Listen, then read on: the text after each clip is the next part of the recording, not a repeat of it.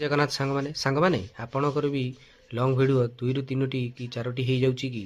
ତ ଚାଲନ୍ତୁ ଆମେ କେଉଁ ସେଟିଂଟି ଅନ୍ ଅଛି ଆମେ ତାକୁ ଅଫ୍ କରିଦେଲେ ଗୋଟିଏ ଭିଡ଼ିଓରେ ହିଁ ହେବ, ଆଉ 3ଟି 4ଟି ଭିଡ଼ିଓ ହେବ ନାହିଁ। ତ ଭିଡ଼ିଓଟି ସ୍କ୍ରିନ୍ ଉପରକୁ ଯିବା ଆଗରୁ ଆପଣମାନେ ଜମାରୁ ଉପରକୁ ସ୍କ୍ରଲ୍ କରିବେ ନାହିଁ। ଭିଡ଼ିଓଟି ଲାଇକ୍, କମେଣ୍ଟ, ସେୟାର ଆଉ ସବସ୍କ୍ରାଇବ୍ କରିବାକୁ ଜମାରୁ ଭୁଲିବେ ନାହିଁ। ତ ଚାଲନ୍ତୁ ଆମେ ସ୍କ୍ରିନ୍ ଉପରକୁ ଯିବା। କେଉଁ ସେଟିଂଟି ଅନ୍ ଅଛି ଆମେ ଅଫ୍ କରିଦେଲେ ସେଇଟା ଗୋଟିଏ ଭିଡ଼ିଓ ହେବ। ତ ଚାଲନ୍ତୁ ସ୍କ୍ରିନ୍ ଉପରକୁ ଯିବା। ସେଟିଂଟି ଅନ୍ କରିବା ପାଇଁ ଆମେ ଫେସବୁକ୍କୁ କ୍ଲିକ୍ କରିବା। ଫେସବୁକ୍ ପ୍ରୋଫାଇଲ୍କି ଯିବା।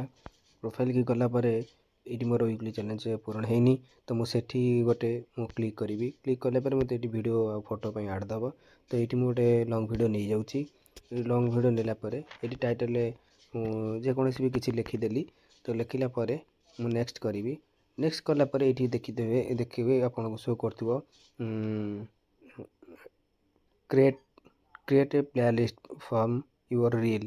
ତ ଏଇଠି ଯେଉଁ କଇଁଚିର ଯେଉଁ ସିମ୍ବଲ୍ଟି ଦେଇଛି, ତ ଏଇ ଯେଉଁ କଇଁଚିର ସିମ୍ବଲ୍ଟି ଅଛି ସେଥିପାଇଁ ଆମେ କ୍ଲିକ୍ କରିବା। କ୍ଲିକ୍ କଲା ପରେ ଟିକେ ଟାଇମ୍ ନେବ।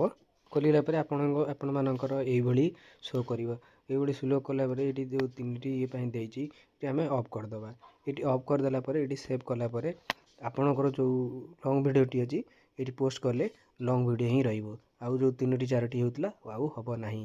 ତ ଯଦି ଆଶା କରୁଛି ଭିଡ଼ିଓଟି ଇନଫର୍ମେସନ୍ଟି ଭଲ ଲାଗିଥିଲେ ସୁନ୍ଦର କମେଣ୍ଟ କରିବାକୁ ଭୁଲିବେ ନାହିଁ।